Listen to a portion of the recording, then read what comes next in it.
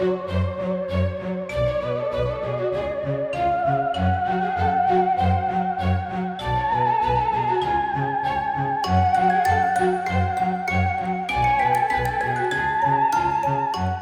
we'll go on to Maeshowe division now. So we've got another couple of high scoring games and a couple of close ones too. So we'll start at the very top, the Belfast Benchwarmers with 275-33 up against 189 Bognor Regis Falcons. So Belfast got to 4-4, Bognor Regis slipped to 5-3. So it's a bit of a sore loss, but there's not much you can do when you come up against 275 points because you're not going to beat anybody. You're not. If somebody gets that much points against you, there's very, very, very, very some chance you might actually catch them. So you just have to bite it and just go on to the next week. Then you've got the 2-5 Birmingham Giants, 216 points coming up against the Darla Destroyers. You go 4-4 with a very close 222.11 win over 21631. So it was a nice win for the Darla Destroyers. It pushes them up to 6th spot. The Birmingham Giants slipped down to 10th spot. And the Portland Lumberjacks are bounding on. So 6-2. 232 points coming up against the Gloucester Bull Pack, 169. And a 5-game losing streak. It's hard to believe it's a long time ago since they were 2-1. And of course, this is the one with the trade. Cavite Porkers, 238.51 against 222.41 Crew Juggernauts. And that was the difference. When Wales says, yes, no bother, you can put Devontae Smith in because you weren't around to put him in the team and it was sitting with an empty spot. At the time, I think he'd only scored 7 points, but then he goes on and scores a touchdown and goes on to win the game.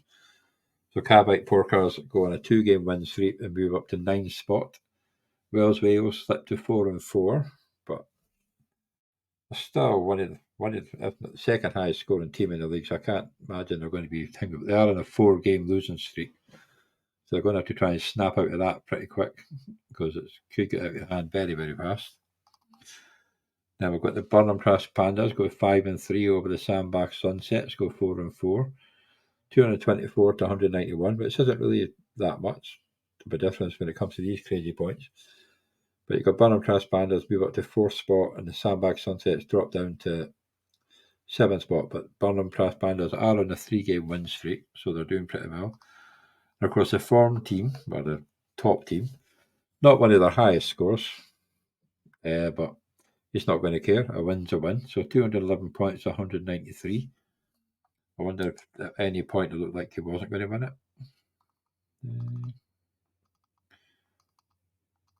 Well, lost Waller, so he's going to have to look for a tight end. No, I was wondering if there's any. Oh, so yeah, it's nice win there for Dylan. That gets him to 7-1. And probably looking quite good. There we go. Because you've got one himself, one is the one at 7-1. You've got the Portland Lumberjacks at 6-2. Bognor Regis Falcons and the Burnham Trust Pandas at 5-3. Then you've got a few at 4-4. Crew Juggernauts, Darla Destroyer, Sandbach Sunset, Belfast Benchwarmers. The team on a roll, Cavite Porkers at 3-5. Birmingham Giants 2-6. Ryan 8 and Gloucester 2-6.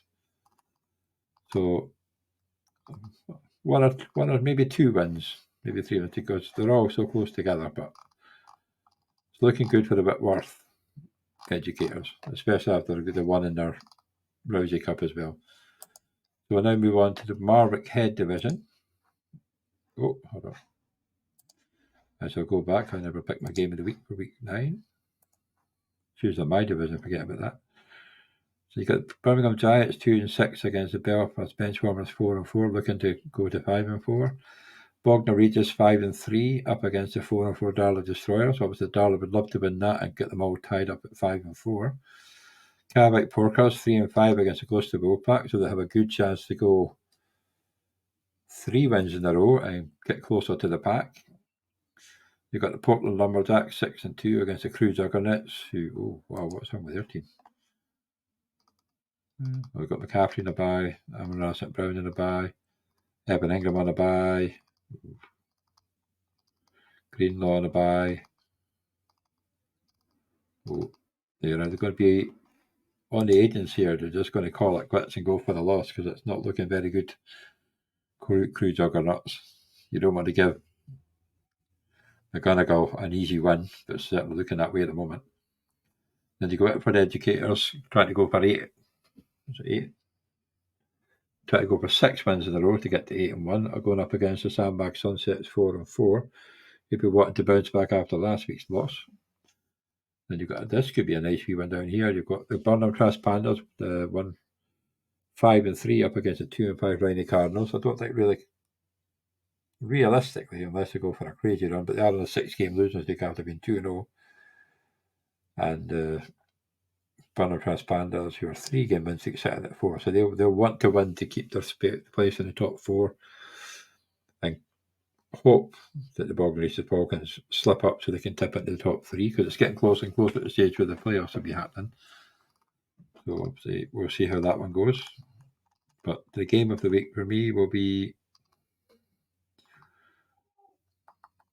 Portland Lumberjacks against the Crew Juggernauts. I'd like to see the Crew Juggernauts break their losing streak because they were flying in the first 4 games, but the last 4 games just been killing them. But then up against McGonagall, who's on a 3-game win streak.